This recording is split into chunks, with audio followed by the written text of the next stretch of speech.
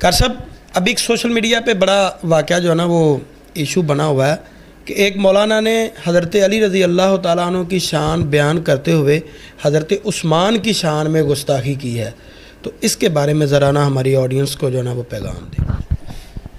دیکھیں میں نے ابھی یہی بات عرض کی ہے کہ فضیلت سب کی ایک ہے، اعزاز الگ الگ ہے، اور حضرت عثمان رضی اللہ تعالی عنہ کے حوالے سے جو شخص نے کیا ہے اس کو تو سب سے پہلے میں یہ کہوں گا کہ اس کو معافی مانگنی چاہیے۔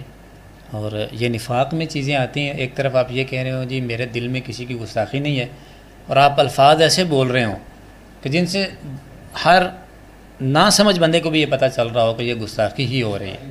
سمجھدار تو اس کو سمجھتا ہے نا، ایک عام بندے کو بھی ایک عام فہم بندے کو بھی یہ چیز نظر آ رہی ہے کہ اس کے اندر گستاخی ہے، اور اس طرح کے الفاظ اگر میں ان مولانا کے بارے میں بولوں تو یقیناً وہ بھی برداشت نہیں کریں گے، جو انہوں نے صحابی رسول اور خصوصاً داماد رسول اور پھر دورہ داماد رسول، ان کے اعزازات تو بے شمار ہیں۔ اگر ہم اعزازات کی بات کریں تو وہ ختم ہی نہ ہوں۔ کم از کم و بیش 18 مرتبہ ان کو جنت کی خوشخبری ملی، اور خود ان سے جن کے بچے بھی جنت کے سردار ہیں۔ اس سے کوئی بڑا اعزاز ہو سکتا ہے؟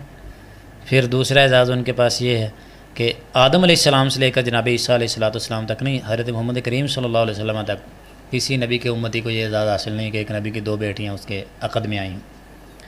یہ واحد حضرت عثمان رضی اللہ تعالیٰ عنہ کے جن کو یہ اعزاز ملا ہے۔ اور پھر یہیں پہ بس نہیں، آپ نے فرمایا تھا کہ عثمان اگر میری 40 بیٹیاں ہوتی ہیں تو میں کے بعد دیکھ رہے وہ بھی آپ کے نکاح میں دے دیتا ہوں۔ اور آپ کو کیا لگتا ہے کہ رسول اللہ صلی اللہ علیہ وسلم اپنی مرضی سب کچھ کرتے رہیں؟ سب کچھ اللہ کے حکم سے اور اللہ کی مرضی سے ہوتا رہے، اور اس عثمان کو دامادی کے لیے کس نے چنا ہے؟ اللہ نے چنا ہے۔ یہ اعزاز ان کو ملا ہوا ہے۔ ان کے بے شمار احسانات ہیں اسلام پر بھی، مسلمانوں پر بھی۔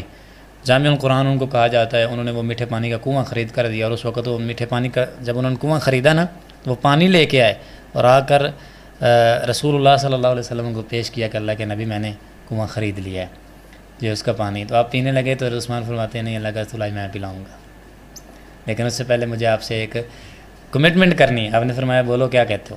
فرمایا آج میں پلاؤں گا، قیامت کے دن آپ مجھے پلائیں گے۔ کیسی بات ہے، اللہ اکبر۔ یہ بات سوچ کے نا یقین کیجئے ایک دفعہ ایسے نا جیسے رونگٹے کھڑے ہو گئے۔ یہ مطلب ہے کہ ان کا رسول اللہ صلی اللہ علیہ وسلم کے ساتھ محبت تھی، یا آپ کے گھرانے سے محبت تھی۔ یار حضرت علی کی بات کریں تو حضرت علی رضی اللہ عنہ کی شادی کا خرچ کس نے اٹھایا؟ یار تم افضلیت ڈھونڈ رہے ہو۔ اور پھر وہ زرہ جو بیچ کے آئے تھے وہ تحفے میں بھی دے دی تھی، وہ بھی نہیں رکھی تھی۔ اور جو وہ صاحب ایشو اٹھا رہے تھے کہ غزوہ احد میں وہ چلے گئے تھے، پہلی بات تو یہ کہ غزوہ احد میں صحابہ کرام سے جو بھی خطا ہوئی ہے، صرف غزوہ احد میں نہیں زندگی بھر ان سے جو بھی خطائیں ہوئی ہیں اللہ تعالیٰ نے ان کو معاف کیا ہے۔ بدر والوں کو بھی، احد والوں کو بھی۔ یہاں پہ احد والا مسئلہ ہے کہ احد میں کچھ صحابہ جب وہ پیچھے سے حملہ کیا کافروں نے حضرت خالد بن ولید کے عمارت میں، تو وہ کچھ درہ چھوڑ کے چلے گئے، کچھ شہید ہو گئے اور کچھ ویسے میدان سے نکل گئے، تو جن میں حضرت عثمان غنی رضی اللہ تعالیٰ عنہ بھی ہیں، کچھ روایات میں حضرت عمر رضی اللہ تعالیٰ عنہ کو بھی آتا ہے۔ بہرحال وہ جو بھی تھے، جتنے بھی تھے، وہ صرف یہ چاند ایک صحابہ نہیں، وہ بہت سارے صحابہ تھے، اور وہ جنگی حالات اس طرح کے بن چکے تھے کہ ان کو نکلنا تھا، اور اصل میں وہ نکلے کیوں؟ خبر یہ شیطان نے پھیلا دی تھی کہ رسول اللہ صلی اللہ علیہ وسلم کو شہید کر دیا گیا معاذ اللہ۔ اس وجہ سے آپ دیکھیں کہ رسول اللہ صلی اللہ علیہ وسلم کی شہادت کی خبر کسی بھی مسلمان کے لیے وہ فوری طور پہ اس کو برداشت کر لینا اتنا ہی آسان تھا، تو آپ لوگوں کو پڑی ہوئی جو میدان سے کیوں نکل گئے؟ پھر اگلی بات یہ کہ اللہ نے ان کو معاف کیا، اور 2 بار اللہ نے فرمایا وَلَقَدْ عَفَا عَنْهُمْ، اللہ تعالیٰ نے ان کو معاف کر دیا۔ ایک دفعہ فرمایا عَفَا عَنْكُمْ، تمہیں معاف کر دیا، اور دوسری جگہ فرمایا عَفَا اللَّهُ عَنْهُمْ، اللہ نے ان کو معاف کر دیا۔ یعنی دونوں انداز سے اللہ نے ان کی معافی کا اعلان کر دیا ہے، اور اس کے بعد اگر کوئی بدبخت یہ اعتراض کرے کہ وہ میدان سے کیوں نکلے ہیں، تو اس کا مطلب وہ ان پہ نہیں، وہ اللہ پہ اعتراض کر رہا ہے۔ اور اس کے بعد وہ بیعت رضوان والا معاملہ، اس میں بدر کے صحابہ شامل نہیں تھے، اس میں حضرت علی شامل نہیں تھے، اہل بیت کے دیگر صحابہ شامل نہیں تھے، سب تھے۔ جب انہوں نے حضرت عثمان کے لیے بیعت کی ہے تو یار تجھے بولنا بنتا ہی نہیں، شرم کر، کچھ حیا کر۔ اور پھر بات یہ وہ اصل میں ثابت یہ کرنا چاہ رہے ہیں کہ دیکھیں حضرت علی رضی اللہ تعالیٰ عنہ میدانوں کے غازی ہیں، وہ میدان چھوڑ کے نہیں نکلے۔ میں کہتا ہوں کہ یار میں نے یہی بات ہی آپ کو کی کہ اللہ نے ہر شخص کو ایک الگ صلاحیت اور الگ اعزاز دیا ہے۔ اگر آپ یہ اعتراض کر رہے ہو، میرا ایمان ہے علی رضی اللہ تعالیٰ عنہ ہماری آنکھوں کا تارا ہیں، سب کچھ ہے ہمارے لیے، لیکن آپ کے سوال کا جواب دینے کے لیے میں آپ سے ایک چھوٹا سا سوال کرتا ہوں۔ حضرت علی رضی اللہ تعالیٰ عنہ میدانوں کے غازی تھے کیونکہ ان کا تعلق ایک مجاہد گھرانے سے تھا۔ رسول اللہ علیہ وسلم خود مجاہد ہیں، ہم خود لڑنے والے تھے، لیکن حضرت عثمان رضی اللہ تعالیٰ عنہ شریف النفس تھے، ان کو لڑائی کرنا نہیں آتا تھا لیکن ان کو سخاوت کرنی بڑی آتی تھی۔ جو سخاوت انہوں نے کی ہے، ایمان سے بتائیے وہ زندگی میں حضرت علی کر سکے؟ بتائیے ذرا۔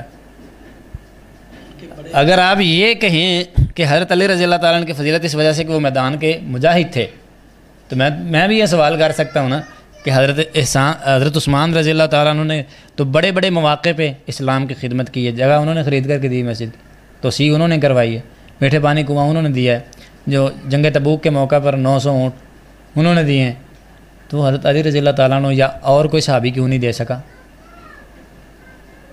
بات یہی سمجھ میں آتی کہ اللہ تعالیٰ نے ہر ایک خوبی الگ الگ صحابہ میں رکھی ہوئی ہے، الگ الگ صحابہ میں رکھی ہوئی ہے، سب کو الگ الگ اعزاز دیے، الگ الگ ان کے درجے بنائے ہیں۔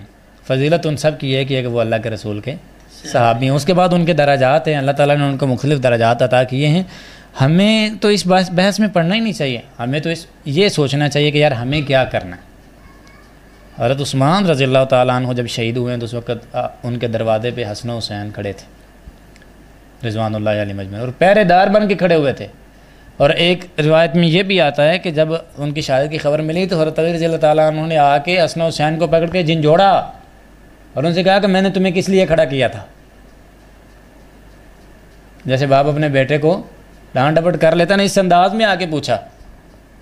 جو روایت کے اندر الفاظ لکھے میں وہ نہیں بول رہا ہوں، میں صرف آپ کو اس سے ذرا ہلکے الفاظ میں بتا رہا ہوں کہ ہمارا ضمیر اتنا بھی نہیں گوارا کرتا کہ ہم ان کے بارے میں سخت الفاظ بولیں۔ وہ ہماری آنکھوں کا تارا ہیں، وہ ہماری آنکھوں کا سرما ہے، ہمارے ماتھے کا جھومر ہے، وہ تمام ہستیاں سب ان پہ قربان دیں، ہماری اولادیں ان پہ قربان ہوں، ہم تو صرف ان جیسے بن جائیں تو ہماری نجات کے لیے یہی کافی ہے، ہم ان کے قدموں میں قیامت کے دن کھڑے ہو جائیں، ہمارے لیے یہی کافی ہے۔ ہمیں اس بحث پہ بالکل نہیں پڑھنا چاہیے جی افضل کون ہے، جی وہ بہتر تھا یا وہ بہتر تھا، وہ سب اللہ تعالیٰ کی نظر میں بہتر تھے، اس لیے وہ رسول اللہ کے صحابی ہیں۔